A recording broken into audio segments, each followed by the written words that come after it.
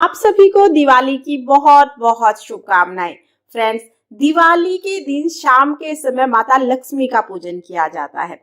तो दिवाली के दिन हम लक्ष्मी पूजन कैसे करते हैं, इसकी बहुत ही सरल विधि आज की वीडियो में मैंने शेयर की है। तो चलिए लक्ष्मी पूजन शुरू करते हैं। जल्दी से स्वस्तिक बना लिया है। उसके बाद हम इस पर चौकी लगा लेंगे। चौकी बड़ी या छोटी आप अपनी सुविधा के अनुसार लगा सकते हैं। चौकी लगाने के बाद इसके ऊपर हम लाल रंग का वस्त्र बिछा लेंगे। माता लक्ष्मी के पूजन में लाल रंग का अति महत्व है, तो लाल रंग का वस्त्र बिछाइएगा। अब हम लक्ष्मी गणेश जी का पोस्टर लगा लेंगे। तो जहाँ पर पूजा कर रहे हैं वहां पर हमें ये पेपर का पोस्टर जरूर लगाना होता है। मोस्टली सब घरों में ये पोस्टर आता है, तो आप लगा लीजिएगा। इसके बाद सुंदर से आप डेकोरेशन कर लीजिए। जैसा भी सजाना चाहते हैं आप चौकी को सजा सकते हैं। ये चौकी को मैंने थोड़ा सजा लिया है। अब हम कलश की स्थापना करेंगे। तो कलश की स्थापना करने के लिए पहले चावल की ढेरी हम लगा लेंगे चौकी पर, और जो लक्ष्मी माता है इनके राइट हैंड की तरफ हमें चावल की ढेरी लगानी है। यानी जो पूजा कर रहा है ना, पूजा करने वाले साधक के लेफ्ट हैंड की तरफ होगा। तो इस तरह से देखिए हम अष्टदल कमल बना लेंगे। अष्टदल कमल बनाना नहीं आता है तो कोई बात नहीं, सिर्फ चावल की ढेरी आप यहाँ पर लगा लीजिएगा। इसके बाद हमें एक कलश लेना है। तांबा, पीतल या मिट्टी का कोई भी कलश ले सकते हैं। उसे कंठ तक जल से भरना है। मोली उस पर बांधनी है और उस पर हम स्वस्तिक बना लेंगे। आप स्वस्तिक बना सकते हैं या सीधा आप तिलक भी कर सकते हैं। अब ये जो जल का लोटा है इसको हम अष्टदल कमल के ऊपर रखेंगे। इसमें हमें हल्दी, सुपारी, सिक्का, फूल, अक्षत, ये जो 5 चीजें मैंने अलग रखने के लिए बोली थी ना कलश स्थापना के लिए, वो 5 इसमें डाल देंगे। उसके बाद आम के पत्ते हम इसमें लगाएंगे। तो 5-7 आम के पत्ते हम इसमें सजा देंगे। पत्तों पर आप तिलक कर दीजिएगा। आम के पत्ते ना मिले तो अशोका के पत्ते आप ले सकते हैं। उसके बाद एक प्लेट में चावल भर के इनके ऊपर रख देंगे और फिर हमें नारियल रखना है। तो नारियल पे पहले तिलक कर देंगे, फिर हम इस पर कलावा बांध देंगे।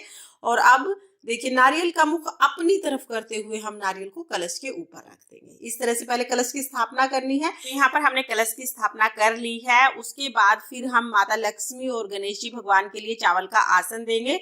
इस पर हम माता लक्ष्मी की मूर्ति और गणेश जी भगवान की मूर्ति को विराजमान करेंगे। आपके मंदिर में जो मूर्तियां हैं आप उनको भी विराजमान कर सकते हैं या नई मूर्तियां भी आप लेके आ सकते हैं। भगवान विष्णु की फोटो या मूर्ति है तो उन्हें भी आप जरूर विराजमान करें। तो यहाँ पर देखिए लक्ष्मी गणेश जी की मूर्ति को मैंने विराजमान कर दिया है। उसके बाद हम सबसे पहले संकल्प करेंगे।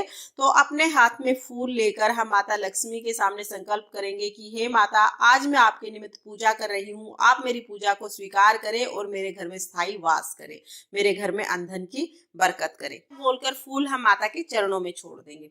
उसके बाद हम जो भी हमारे पास सोने चांदी के गहने हैं वो सब यहाँ पर रखते हैं। सारे ना रखें तो सोने की कोई चीज जरूर रख दें, चांदी की कोई चीज जरूर रख दें। साथ ही जो बर्तन आप खरीद के लेके आए हैं वो भी आप चौकी पर जरूर रखें। सभी का पूजन किया जाता है।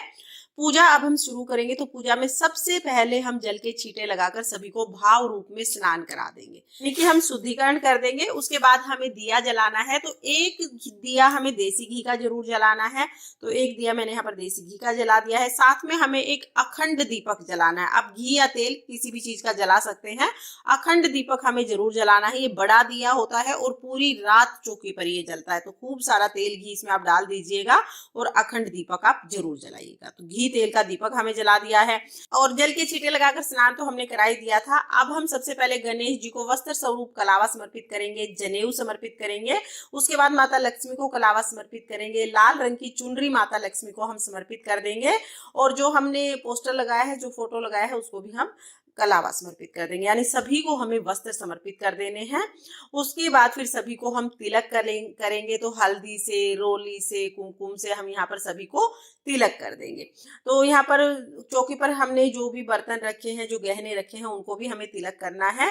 उसके बाद फिर हम सभी को अक्षत समर्पित कर देंगे, यानी चावल समर्पित कर देंगे। तिलक तभी पूर्ण होता है जब हम चावल समर्पित करते हैं। तो चावल समर्पित कर देंगे। जो दिए हमने जलाए हैं ना, उनको भी तिलक जरूर करना है। उसके बाद गणेश जी को फूल समर्पित कर देंगे। माता सरस्वती को हो सके तो सफेद रंग के फूल समर्पित करें। और माता लक्ष्मी को कमल का फूल समर्पित किया जाता है। तो लक्ष्मी पूजन के दिन यानी दिवाली के दिन आप हो सके तो लक्ष्मी माता को कमल का फूल जरूर समर्पित करें। और कमल का फूल ना बंद समर्पित नहीं करना है, ऐसे अच्छे से उसको खिला लेना है। उसके बाद माता पार्वती को खिला हुआ कमल का फूल समर्पित करना है। फूल वाले के पास आपको आसानी से मिल जाएगा। अगर ना मिले तो फिर आप गुलाब का फूल ले सकते हैं। तो यहाँ पर देखिए कमल का फूल हम माता लक्ष्मी को समर्पित कर देंगे। इसके साथ ही माता लक्ष्मी की कुछ प्रिय चीजें होती हैं जो हम दिवाली के दिन पूजा में जरूर समर्पित करते हैं। तो यहाँ पर देखिए कोड़ी होती है, कोड़ी हम माता लक्ष्मी को समर्पित करते हैं। इस तरह की कोड़ी आती है, तो आप 2 कोड़ी कम से कम जरूर लेना, ज्यादा कितनी भी ले सकते हैं, लेकिन कम से कम 2 कोड़ी हम जरूर समर्पित करेंगे। उसके साथ ही कमल गट्टे हमें समर्पित करने हैं, तो इस तरह से हम कितनी भी संख्या में कमल गट्टे समर्पित कर सकते हैं। और साथ ही हम गोमती चक्र भी जरूर समर्पित करेंगे। तो यहाँ पर मैंने गोमती चक्र ले लिया है, 2, 5, 7 जितना हो सके उतना आप समर्पित कर सकते हैं। अगर ये चीजें पिछले साल की आपके पास अभी रखी हुई हैं तो नई लाने की जरूरत नहीं है। जो पिछले साल की चीजें हैं उन्हीं को गंगा जल में धोकर आप उन्हें समर्पित कर सकते हैं। अब हम माता लक्ष्मी को सप्त धान समर्पित करेंगे। तो सप्त धान में हम गेहूं, चावल, बाजरा, जौ, चना, धनिया और साबुत मूंग, ये कोई भी 7 साबुत अनाज लेकर हम माता लक्ष्मी को साबुत अनाज सप्त धान समर्पित करते हैं। अब हम भोग समर्पित करेंगे। तो भोग में जो खील होती है, खील पताशे बाजार में आपको हर जगह मिल जाएंगे दिवाली के आसपास, तो ये खील पताशे जरूर समर्पित करने हैं। उसके अलावा हम मिठाई समर्पित करेंगे। तो जो भी मिठाई आपने बनाई है या मंगवाई है वो मिठाई समर्पित कर दे। ऋतु फल हम समर्पित करेंगे। और देखिए जो भी हमने भोग समर्पित किया है ना, वो हम पान के पत्ते पर समर्पित करेंगे। तो पान का पत्ता आप ले लीजिएगा। आप चाहे तो हर एक भोग के लिए अलग अलग पत्ते ले सकते हैं, या एक पत्ता लेकर उस पर जो भी मिठाई आपने चढ़ाई है या जो भी खील पत्ता से चढ़ाए हैं वो पान के पत्ते पर रखकर हम लक्ष्मी माता को समर्पित कर देंगे। तो यहाँ पर लक्ष्मी माता को पान के पत्ते पर भोग समर्पित करना सबसे ज्यादा शुभ माना जाता है, इसलिए आप पान के पत्ते पर भोग जरूर समर्पित करें। हाथ जोड़कर भोग स्वीकार करने के लिए माता से प्रार्थना करें। तो इस तरह से हमें भोग समर्पित करना है। फिर हम दक्षिणा समर्पित कर देंगे। और मोर पंख हमें चौकी पर जरूर रखना है। मोर पंख बहुत शुभ होता है, तो मोर पंख को भी हम रखेंगे। उसके बाद 1 लोटा जल हम समर्पित कर देंगे।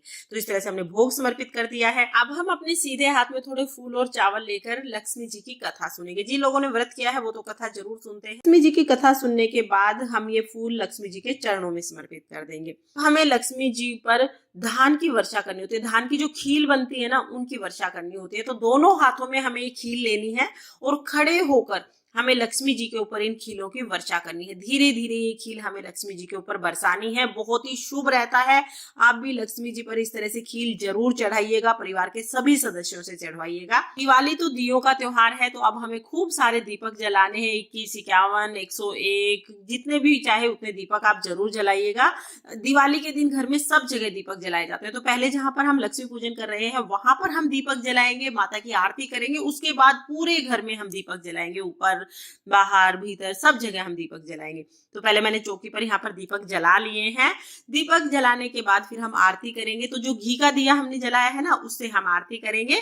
आप चाहें तो आप अलग से कपूर से भी आरती कर सकते हैं। और देखिए कुछ लोग आरती नहीं गाते हैं लक्ष्मी जी की, लेकिन हमारे यहाँ पर लक्ष्मी जी की आरती खूब धूमधाम से गाई जाती है।